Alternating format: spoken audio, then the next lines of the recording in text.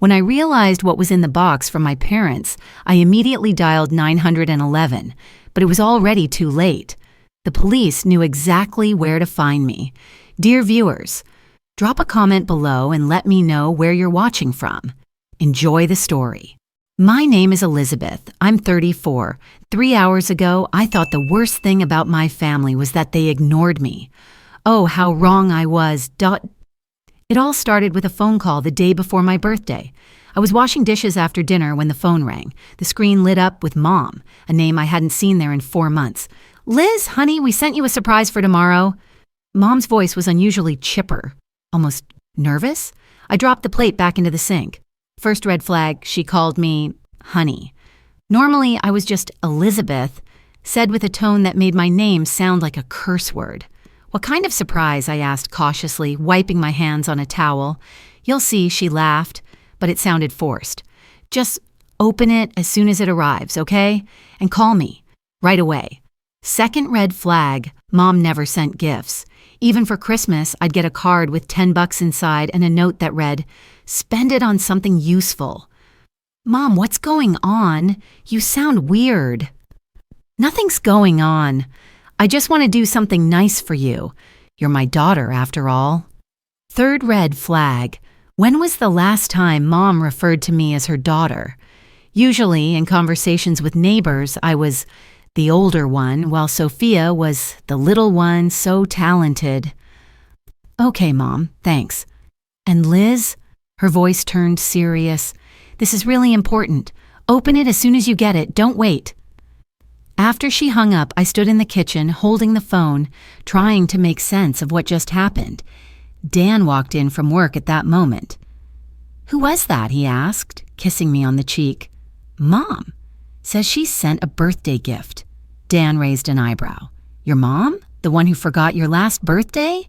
The very same. What'd she say? I recounted the conversation. Dan listened, his frown deepening. Sounds suspicious, he said finally. She's my mom, Dan. Maybe she's actually trying to mend things. Liz, he took my hands, when was the last time your mom did anything without an ulterior motive? I thought about it and couldn't come up with a single instance. The next morning, my birthday, I woke up to the doorbell. It was 7:30 a.m., too early for deliveries. But when I peeked through the peephole, I saw a man in a courier uniform holding a box. Elizabeth Harrison, he asked when I opened the door. Yes. Express delivery. Sign here. The box was medium-sized but heavy, really heavy. When Dan took it from me, his expression shifted. Liz, look at the packaging. Professional wrapping, high-quality navy blue ribbon, expensive materials. The box bore an embossed gold logo, Metropolitan Art Gallery downtown, the kind of place where a single candlestick costs more than my monthly salary. My parents never spent more than $20 on anything, I whispered. And look at the label, Dan added. The sender's address wasn't their suburban house, but some warehouse on the edge of town, a neighborhood I'd never visited. The recipient was me, but listed as Elizabeth Wilson instead of my maiden name, Harrison. Why does it say Elizabeth Wilson? Dan asked. I don't know. Maybe they messed up. Or they deliberately used their last name to tie you to them. I stared at my husband. You think something's shady here? He weighed the box in his hands. It's awfully heavy for its size, and expensive, judging by the packaging. Your parents never had that kind of money. The phone rang. Mom, right as we were examining the box. Coincidence. Did you get it? Did you open it?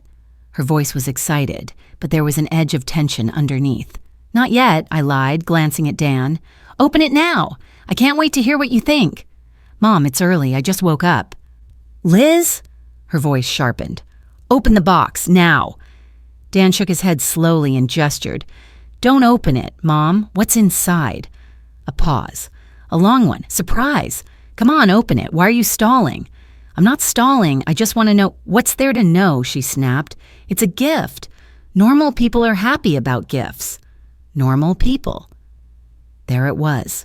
Mom always hinted I wasn't normal. Too suspicious, too cautious, too ungrateful. Okay, Mom. I'll open it later when Dan's home from work. I want him to see it too. No! She shouted so loudly I pulled the phone away from my ear. Open it now, without Dan. Why without Dan? Because it's a family matter, our family. Something in her voice. Panic? Fear? Mom, you're scaring me. Liz, please, for me. Open the box and call me right back. It's really important. How important? Very, very important, Liz. I looked at the box, then at Dan, then back at the box. I'll open it later. Liz, open it now. It wasn't a request anymore. It was an order. No, I hung up. A minute later, the phone rang again. Dad. Elizabeth? What's this nonsense? Mom says you won't open the gift. His voice was calm, but I heard something else. A threat? Dad, what's in the box? A gift for you, a really nice one. What exactly? Open it and find out. Dad, I took a deep breath. Where did you get the money for something from the Metropolitan Gallery? A long pause. Very long. We saved up. Dad, you've never saved a dime in your life. Remember how you said saving was for weaklings? Elizabeth, just open the box. And if I don't? Another pause, even longer. Then we'll have problems. A chill ran through me. What kind of problems, Dad? Serious problems, Elizabeth. Very serious. Are you threatening me? I'm warning you. Open the box, now. He hung up. I stood in the kitchen, trembling. My own parents were threatening me. On my birthday. Dan hugged me. What's going on? I don't know, but it's bad. Really bad. Do you want me to open the box? No. I grabbed his arm. What if it's something dangerous? Like what? Drugs? Weapons, explosives? Liz, they're your parents. My parents, who never send gifts, suddenly mail me something from an elite gallery and threaten me if I don't open it immediately. That's not normal, Dan. He nodded. You're right, it's not normal at all. I photographed the box from every angle, including all the labels and barcodes. Then we carefully opened it on the kitchen table, cutting the ribbon with a kitchen knife. Inside was a ton of packing material, professional foam, bubble wrap, velvet pouches, and 3 items. The first, a small bronze sculpture of a dancing ballerina, elegant, detailed, clearly the work of a master. The second, a glass vase with intricate patterns, shimmering in every color of the rainbow. The third, a marble figurine of a cat, so lifelike it seemed ready to meow and leap off the table. Each item was wrapped in professional packaging, complete with certificates of authenticity and white tags from the gallery. Dan picked up one of the tags. This sculpture is worth $8,000. What? And this vase, $12,000. He looked at the third tag. The cat? $15,000. I sank into a chair, my legs giving out. That's $35,000. Liz, where did your parents get $35,000 for art? They didn't, I whispered. They don't even have $3,000. Dan held a certificate up to the light.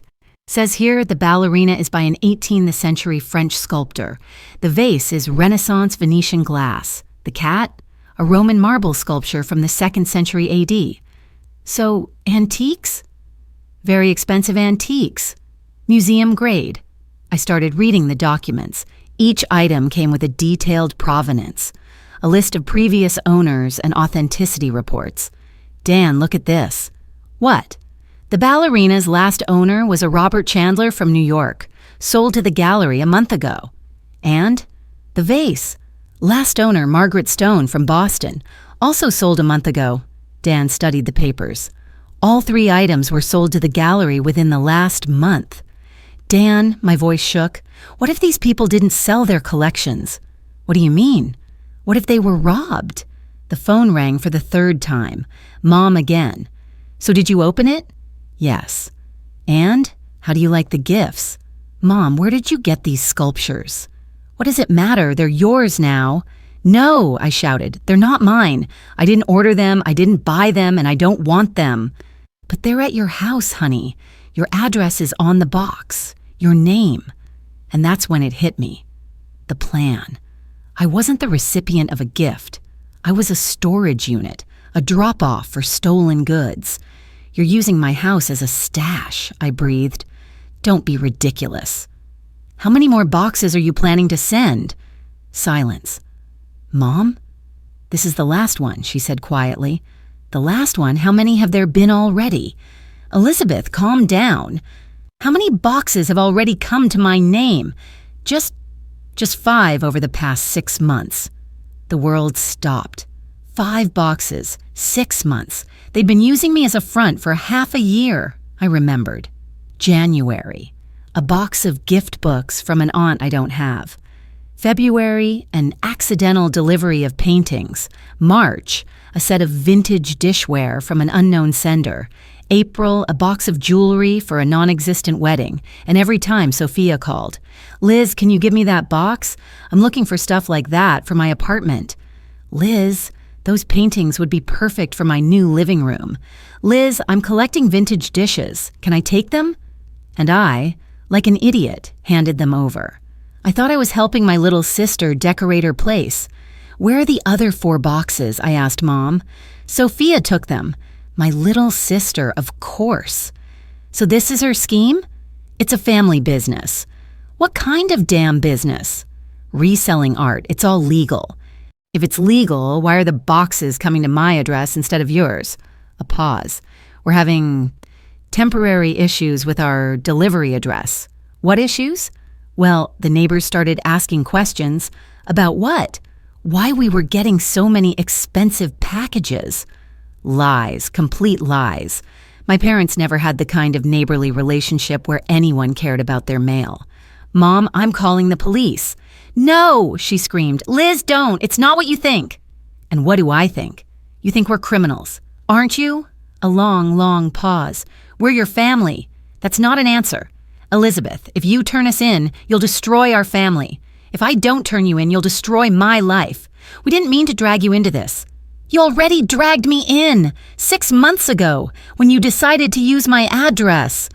Liz, her voice turned pleading, you don't understand. We're in a really tough spot. What kind of spot? Your father lost his job. Our pension doesn't cover his meds. Sophia's raising a kid on her own. She needs money. And that justifies stealing? It's not stealing, it's wealth redistribution. We take from those who have too much and give to those who need it. Mom, do you hear yourself? You sound like a crook in a movie. We're not crooks, we're just resourceful. How do you do it? Sophia works as a cleaner in rich people's homes. She sees what they have, learns their schedules. Your father, he was a locksmith. He knows his way around locks. Dad breaks into houses. He doesn't break in, he has skills. My God, my father's a burglar. Don't say it like that. He just helps Sophia get things those people don't even value. And the gallery? Sophia has a contact there. He helps with the paperwork, the sales. It all looks completely legit. And my address? Liz, think about it. If something went wrong and the police started investigating, they'd check our house first. But your house? It's clean. You're law-abiding, a teacher, married to a lawyer. Who'd suspect you? You wanted to make me the fall guy. No, we just wanted to protect the operation. By using me as a scapegoat. Dan looked at me and pointed to his phone. I nodded. Who are you calling? I asked. 911. Liz. Mom's voice trembled. Think about Sophia. She has a young child. If she gets arrested, she should have thought about that before planning a crime. It's not a crime, it's just a gray area of business. Stolen sculptures aren't a gray area, Mom. They're a black hole. While Dan spoke to the dispatcher, my phone rang. Sophia. Liz! Mom says you're calling the police. Tell me it's not true. Dan already called. How could you? She screamed so loudly I heard her kid crying in the background. We're family. Family doesn't set each other up for felonies, Sophia. We didn't set you up. We just used your address. Without my consent? We knew you'd agree. No, you knew I wouldn't. That's why you didn't ask. Liz, do you realize I could go to prison? I realize I could have gone to prison for your crimes. It's not a crime, it's a business. Fencing stolen goods is a crime. We didn't know they were stolen. Then why use my address instead of yours? A pause. Because you live in a more respectable neighborhood. Sophia, we live in similar suburbs, 10 minutes apart. Well, you have better mail service. Lies. Liz, please, I have a kid. I need money. If I get arrested, what happens to Emily? Emily. My 3-year-old niece. The only person in my family I truly loved. You should have thought about Emily before you started stealing. I didn't steal. I just found buyers for stolen goods, Sophia. You're my sister. How can you turn me in? Were you my sister when you forged my signature on documents? Silence. What did you say? You think I didn't check? I held the authenticity certificates in my hand. There's a signature here. Elizabeth Wilson on the receipt documents. That's not my signature, Sophia. It's your forgery. Liz. How many documents did you sign in my name? It's not important. How many? A few, maybe a dozen. A dozen documents with my forged signature. Sophia, you didn't just use my address. You stole my identity. Dan finished talking to the dispatcher. They're on their way, Mom heard. Liz, what have you done? What I should have done 6 months ago. I hung up. 20 minutes later, 2 cars pulled up. A police cruiser and an unmarked vehicle. 2 plainclothes detectives and 2 uniformed officers stepped out. Detective Rodriguez was a woman in her 40s, with sharp eyes and confident movements. Detective Brown, about 50, looked like he'd seen every kind of human deceit. Miss Harrison, we got a call about a suspicious package. I showed them the box and the sculptures. I told them about my parents' calls. I showed them the photos of the packaging. Detective Brown scanned a barcode on one of the tags with a handheld device. His face darkened. These items are listed as stolen from Robert Chandler's private collection 2 months ago. The world tilted. What does that mean for me? I asked. Nothing yet, Detective Rodriguez said. You reported it yourself, which works in your favor, but we'll need a detailed statement. For the next 3 hours, I told them everything. About the strange calls, the 5 boxes over 6 months, Sophia picking up the mistaken deliveries, the family business. Dan backed up every word, sharing his suspicions and how we opened the box. Tell me, Detective Rodriguez asked, have you received other packages you didn't order? I started to recall. Yes. In March, a box of dishware. Nice plates, vases, candlesticks. Sophia said she was collecting vintage stuff and took it all. Anything else? February. A box of paintings. 3 small canvases in fancy frames. Sophia said they'd be perfect for her living room. January? A box of books, old editions in leather bindings. Sophia said she loved reading classics. Didn't you find it odd that your sister suddenly became an antiques collector? I blushed. I was just happy we finally had something in common. We were never close. Detective Brown scribbled every word. Miss Harrison, it looks like your address was used as a way station for a major stolen goods trafficking scheme. But I didn't know anything. We understand, but you'll need to prove it. How? Cooperate with us. Help us catch the real criminals. My family? Yes. Detective Rodriguez leaned in. Elizabeth, I know this is hard, but you need to understand if we don't catch them, you'll remain the prime suspect. Your name is on every package, your address. Legally, you're the recipient of stolen goods. That evening, after the police left, taking the sculptures as evidence, I sat on the couch trying to process the scale of the betrayal, and then it hit me. The real plan. They didn't just use my address. They set me up to be the fall guy. If I'd opened the box and stayed quiet, as they'd planned, I'd be an accomplice. And if the scheme unraveled, I'd take the blame. Every delivery was in my name, with my forged signatures. The perfect plan. If it worked, they got the profits. If it failed, I went to prison. Dan brought me tea and sat beside me. What are you thinking? About how long they planned this. Remember 6 months ago when Sophia started calling a lot? asking about my job, our schedule, when we're home. She was scoping out your routine. And Mom started asking about our address. Said she wanted to send a card but couldn't remember the house number. They were setting it up from the start. Dan, I turned to him, what if I hadn't suspected anything? What if I'd opened the box, been thrilled, and thanked them? Then you'd be an accomplice. Receiving stolen goods is a crime. And if I'd stayed quiet about the other boxes, then the police would have linked all 5 deliveries, and you'd be the prime suspect in orchestrating the whole scheme. A cold knot formed in my stomach. My parents and sister didn't just drag me into a crime, they designed me to take the fall. The phone rang. Sophia again. Liz, please, listen to me. Go ahead. We can fix this. Just tell the police you changed your mind, that it was a mistake. Sophia, they already took the stolen sculptures. So what? So you bought them yourself. For $35,000? On a teacher's salary? Say you took out a loan. For antiques. Sophia, do you hear yourself? Liz, if you don't help, I'll tell everyone you were in on it from the start. That I was in on it?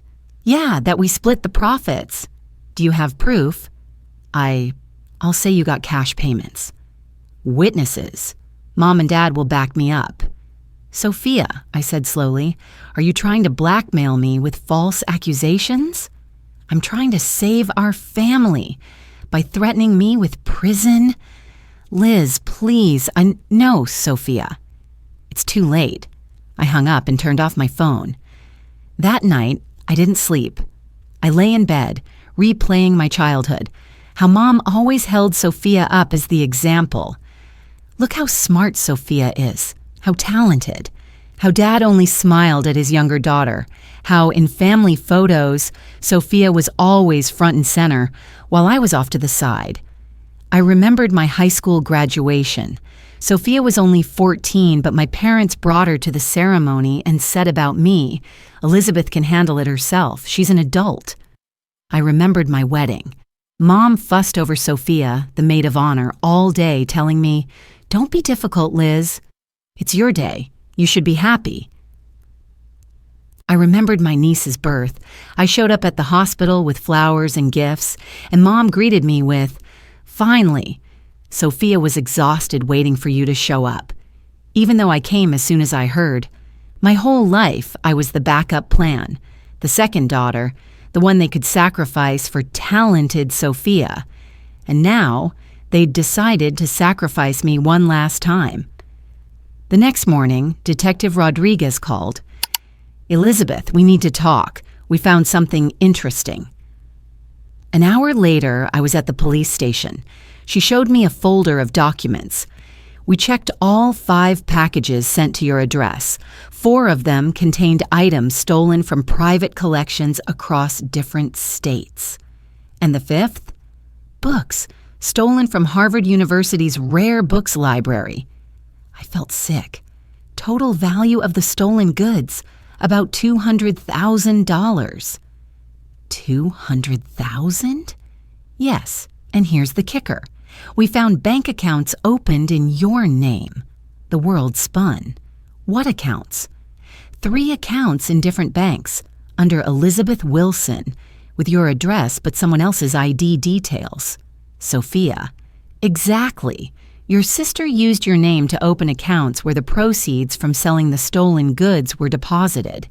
If we didn't know the truth, you'd look like the mastermind of the whole operation. She slid bank statements across the table.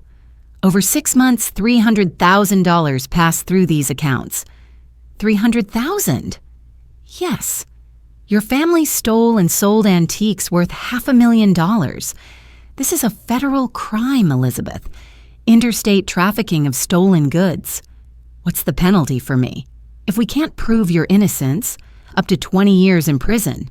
I couldn't breathe. But we'll prove it, she continued.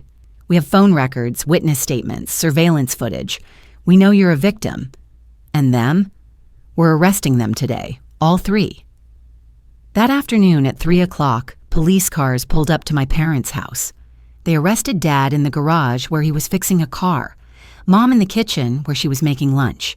Sophia at the preschool where she'd gone to pick up her daughter. Detective Rodriguez called that evening to confirm. All three are in custody.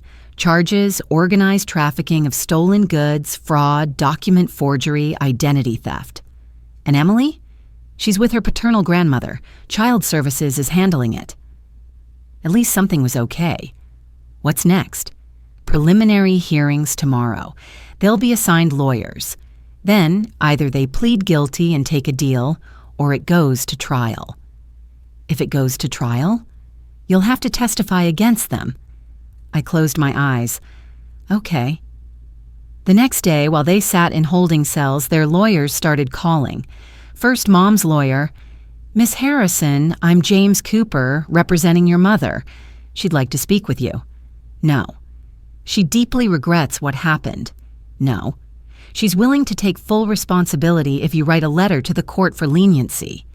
Mr. Cooper, my mother used me as a stash house for stolen goods for 6 months. She set me up for federal charges. There'll be no letter. But she's your mother. She's a criminal. Then Dad's lawyer. Miss Harrison, your father is ready to testify against the others if you support his bail request. The others? Your mother and sister. So Dad's willing to throw Mom and Sophia under the bus to save himself? He's prepared to cooperate with the investigation. Where was that cooperation when they were dragging me into their scheme? Miss Harrison. Goodbye. Finally, Sophia's lawyer. Miss Harrison, I represent your sister, Sophia. She has a personal request. Go on, she's pregnant. I dropped the phone, picked it up with shaking hands. What? She's pregnant. Early stages, 2 months. If she's convicted, her child will be born in prison. And she hopes, as her sister, you wouldn't want your niece or nephew born behind bars. Did she think about that when she was planning crimes? Miss Harrison, I understand your feelings. No, you don't. My sister forged my signature for 6 months, opened accounts in my name, and planned to frame me for 20 years in prison. And you want me to feel sorry for her because she's pregnant? Children shouldn't suffer for their parents' sins. Agreed. Which is why Sophia should have thought about her kids before becoming a criminal. I hung up. That evening, Detective Rodriguez called with updates. Elizabeth, your parents gave statements. And they claim you were in on it from the start, that using your address was your idea, that you got a cut of every sale. I sank to the floor in the hallway. They're pinning it on me? Yes. They say you were the mastermind and they just followed your orders. Do they have proof? Number. But they're giving very convincing statements. They describe how you planned each theft, picked the targets, assigned roles. It's all lies. We know, but a jury might believe them, especially if all three say the same thing. And Sophia. She's staying quiet for now. Her lawyer's pushing for a deal. What kind of deal? She'll testify against you for a reduced sentence. The world collapsed. My entire family, the people I loved, were ready to sacrifice me to save themselves. Detective, what do I do? Prepare for trial, and pray the jury believes us, not them. The next few weeks were a nightmare. My lawyer, Sarah Mitchell, was a sharp, tough woman who specialized in fraud cases. Elizabeth, she said at our first meeting, I won't sugarcoat it. Your case is tough. You've got 3 people testifying against you, bank accounts in your name, and a stack of forged documents with your signature. But I'm innocent? I know, and we'll prove it. But it's going to be a fight. We spent hours dissecting every detail, every call, every package, every bank transfer. Look here. Sarah showed me a calendar. These are the dates of the thefts, and here's your teaching schedule. On 3 of the theft days, you were in class from 8 a.m. to 4 p.m. We have school surveillance footage. Is that good? Very good. It's hard to steal antiques in New York when you're teaching math in Connecticut. We found more evidence. GPS records from my phone showing I was at work or home during the thefts. Witness statements from colleagues. bank records proving I never withdrew large cash sums. And this is interesting, Sarah said, showing me another document. Sophia opened the first account in your name a week before the first theft. That shows premeditation. So she planned to frame me from the start? Exactly. The trial lasted 3 months. Every day I sat at the defense table, watching the people I thought were my family try to send me to prison. Dad testified first. He looked older, broken, but his voice was steady. Elizabeth was the brains of the operation. She studied auction catalogs, picked the targets, planned the routes. Mr. Wilson, the prosecutor asked, how did your daughter coordinate the thefts? She called us every day, gave instructions, told us where to go, what to take, how to sell it. And the money? She took half, said it was her fee for planning and taking the risk. Lies. Every word lies. But he spoke so convincingly, I almost believed him myself. Then Mom. She cried on the stand. I'm so sorry I listened to Elizabeth, but she's my daughter. I couldn't say no.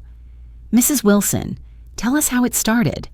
Elizabeth came to us 6 months ago, said she knew a way to make quick money, that rich people have so much art they wouldn't even notice it missing. And you agreed? Not at first, but she said if we didn't help, she'd find others, and we needed money for my husband's meds. How was Elizabeth's address used? She said the police would never suspect a teacher, that her house was the perfect place to store the goods. Every word was a knife in my heart. The woman who gave birth to me, who taught me to tie my shoes and solve math problems, was coldly lying to put me in prison. But Sophia was the worst. She came to court in a black dress, her belly slightly rounded, tears streaming down her face as she spoke. Liz was always smarter than me, more organized. When she pitched the scheme, I thought it was just a game. A game. Yeah, rich versus poor, reverse Robin Hood. That's how Liz explained it. How did you open the bank accounts? Liz gave me her documents, said it was safer that way, that if something went wrong, she could claim her ID was stolen. And the signatures? Liz taught me to forge her signature. We practiced for hours. Do you regret what you did? Sophia looked right at me, and in her eyes I saw not remorse, but cold calculation. I regret listening to my big sister. I regret believing her when she said everything would be fine. When it was the defense's turn, Sarah was ready. Dan testified first, recounting the morning the last package arrived. My shock when we saw the contents, how I called the police myself. If my wife was running a criminal ring, he said, why would she call the police? Maybe she was scared of getting caught? The prosecution's lawyer suggested. Then why show me the box's contents? She could have said it was clothes or books. Then my colleagues from school testified. The principal said I never missed work without a good reason. Teachers confirmed I was at school during the thefts. Sarah showed the jury surveillance footage, phone records, bank statements. Ladies and gentlemen, she said in her closing argument, the prosecution wants you to believe an implausible story, that a math teacher suddenly became the mastermind of an interstate crime ring, that she planned thefts without leaving her classroom, that she opened bank accounts without visiting a bank, that she forged her own signature. She pointed at my family. Look at the real criminals. A father, a locksmith with lock-picking skills. A mother, his accomplice. A daughter, a cleaner with access to victims' homes. They had the means, the skills, and the motive. And Elizabeth? All she had was the one thing they needed, a clean reputation. The jury deliberated for 2 days, the longest 2 days of my life. I sat at home, unable to eat or sleep, just waiting. Finally, the call came. The verdict was ready. In the courtroom, it was silent as a church. The jury foreperson stood. On the charge of organizing a criminal enterprise, not guilty. My legs buckled. On the charge of trafficking stolen goods, not guilty. Sarah squeezed my hand. On the charge of fraud, not guilty. I cried. On all charges, the defendant, Elizabeth Harrison, is found not guilty. Then came my family's sentences. Dad, 8 years in prison. Mom, 5 years in prison. Sophia, 7 years in prison. After the verdict, Mom approached me in the courthouse hallway. The guards were waiting to take her away. "Happy now?" she asked. "You destroyed our family." "I destroyed it?" I couldn't believe it. "You tried to ruin my life." "We only wanted what was best for everyone." "Best? You wanted me to go to prison in your place. You're stronger. You would have handled it. And Sophia couldn't? She has kids. And I don't deserve a life without prison?" Mom looked at me like I was speaking a foreign language. "You always knew you were loved less. Why act like that's news?" Those words hurt more than any accusation in court, because they were true. I always knew I was loved less. I just didn't think it meant I was expendable. "Mom," I said quietly, "if that's really what you think, I'm glad I'll never see you again." The guards led her away. She didn't look back. A year has passed. Sophia gave birth to a boy in prison.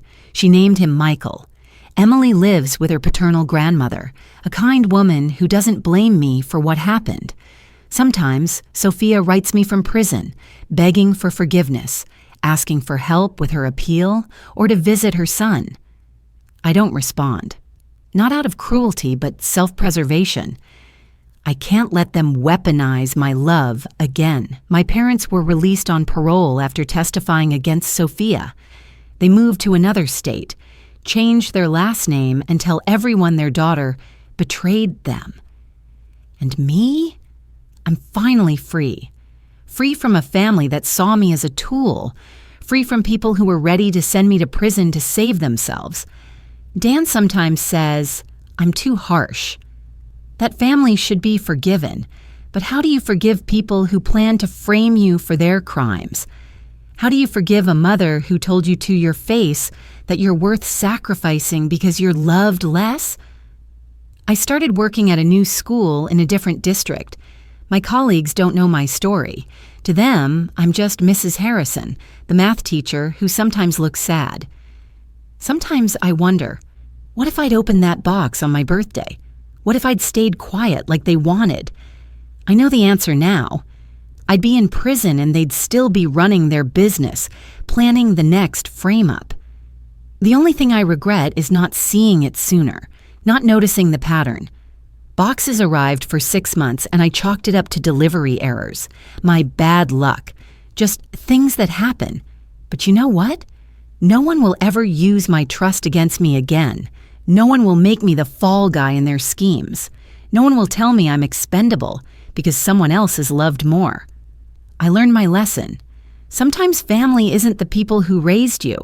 Sometimes family is the ones who don't try to send you to prison to save themselves. And if someone who never sends gifts suddenly mails you one, be careful, very careful. Ask yourself, what do they want from you? And why can't they just ask? Sometimes the most expensive gift is the one that costs your freedom. And sometimes the greatest betrayal comes from those you love the most. In my case, both turned out to be true.